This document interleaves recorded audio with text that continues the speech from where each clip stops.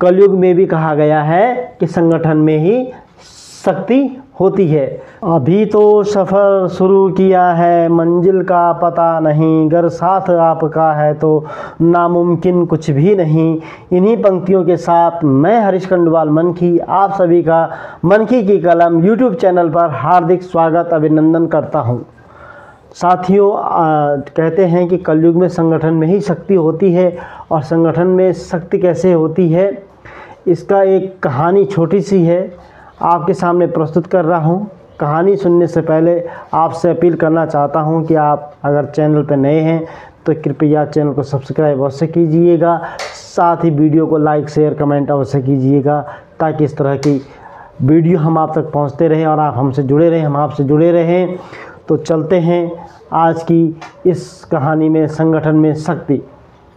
एक आदमी जो हमेशा अपने संगठन में सक्रिय रहता था, उसको सभी जानते भी थे, बड़ा मान सम्मान मिलता था, इज्जत मिलती थी, सब कुछ होता था। अचानक किसी कारणवश वह निष्क्रिय रहने लगा, संगठन से हट के रहने लगा। उसने संगठन के लोगों से मिलना जुलना भी बंद कर दिया और संगठन से दूर हो गया। जब वह संगठन से दूर हो गया तो कुछ समय बाद, कुछ महीनों बाद एक बहुत ही ठंडी रात में उस संगठन के मुखिया ने उससे मिलने का फैसला लिया कि यार ये आ क्यों नहीं रहा, पता तो करें। मुखिया उस आदमी के घर गया और उसने देखा कि वह आदमी घर पर अकेला ही था, कोई उसके साथ नहीं था। वह अंगीठी की जलती हुई लकड़ियों की लौ के सामने बैठा आराम से आग ताप रहा था, आग सेक रहा था। उस आदमी ने आगंतुक मुखिया का बड़ी खामोशी से स्वागत किया, कुछ बोला नहीं, स्वागत किया, बिठा दिया। दोनों वहाँ पे ज़्यादा बातचीत नहीं होती है, दोनों चुपचाप बैठे रहते हैं, केवल आग की लपटों को ऊपर तक उड़ते हुए देखते रहे। कुछ देर के बाद मुखिया ने बिना कुछ बोले उन अंगारों में से एक लकड़ी, जिसमें काफ़ी लौ उठ रही थी, जो तेज़ी से जल रही थी, जिस पे आग सबसे ज़्यादा लगी हुई थी, उसे उठाकर एक किनारे पर रख दिया और फिर से शांत बैठ गया। कुछ नहीं बोला, आपस में दोनों कुछ नहीं बोल रहे हैं, शांत बैठे हुए। मेज़बान हर चीज़ पर ध्यान दे रहा था। लंबे समय से अकेला होने के कारण मन ही मन आनंदित भी हो रहा था कि वह आज अपने संगठन के मुखिया के साथ बैठा हुआ है। लेकिन उसने देखा कि अलग की हुई लकड़ी की आग की जो लौ थी वह धीरे धीरे कम हो रही है। कुछ देर में आग बिल्कुल बुझ गई, उसमें कोई ताप नहीं बची, कोई गर्मी नहीं बची, कोई तपन नहीं रही। उस लकड़ी से आग की चमक जल्दी ही खत्म होकर काली पड़ गई।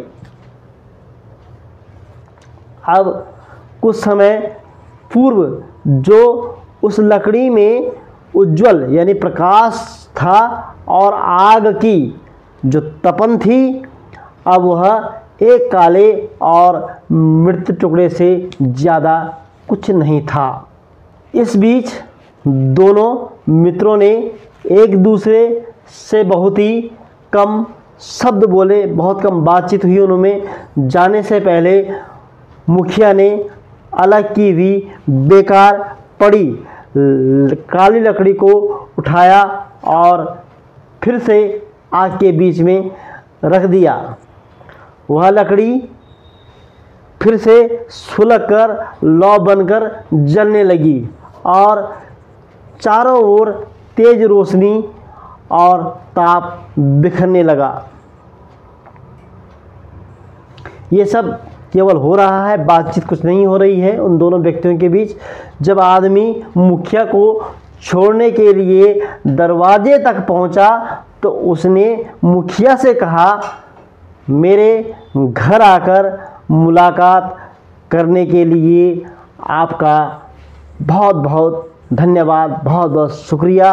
आज आपने बिना कुछ बात किए ही एक सुंदर पाठ पढ़ाया है कि अकेले व्यक्ति का कोई अस्तित्व नहीं होता, संगठन का साथ मिलने पर ही वह चमकता है और रोशनी बिखेरता है। संगठन से अलग होते ही वह लकड़ी की भांति बुझ जाता है, उसका अस्तित्व समाप्त हो जाता है।